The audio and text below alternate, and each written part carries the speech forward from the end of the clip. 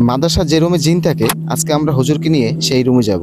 যদি পারি জিনের ভয়েসটাও শোনাবো। জিনের ঘুমানোর জন্য একটি খাট আর পানির পাত্র। রুমে জিনকে বন্দি করে রাখছে, সেই রুমের সামনে আমরা এখন বর্তমানে আছি। আর হচ্ছে ওমি একটু পরে সেই রুমে ঢুকবে আর কি। আসসালামু আলাইকুম, আমি শামীম। আশা করি সবাই ভালো আছেন। এক সপ্তাহ ধরে কোনো প্লেসে গিয়ে ভিডিও আপলোড করি না। কারণটা হচ্ছে আমার ফেসবুক পেজে বিগ প্রবলেম।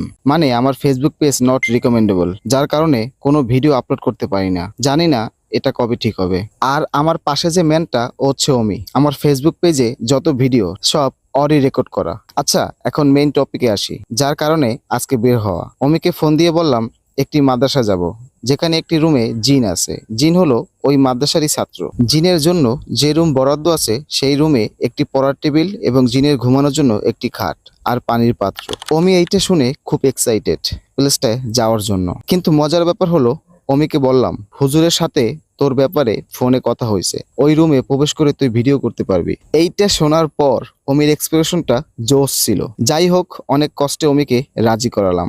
অমি, হুজুরে বলছে জিনের রুমে প্রবেশ করার আগে উজু করতে, না হলে প্রবলেম হতে পারে। অমি খুব ভয়ে ভয়ে উজু করতেছিল আর বলে, ভাই জিনের রুমে যাওয়াটা কি ঠিক হবে? বারবার সেই একই কথা।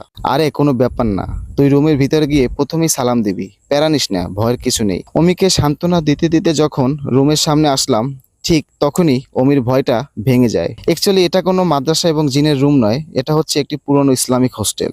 আমি আপনাদের কাছে আন্তরিকভাবে দুঃখিত। ফেসবুক পেজে অলরেডি বিগিনার হিসেবে অনেক ভিডিও করেছি। ফেসবুক পেজে নট রিকমেন্ডেবলের জন্য মনটা খারাপ ছিল, যার কারণে আজকে এই পাগলামোটা করা।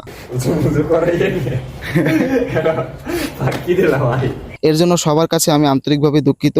ধন্যবাদ।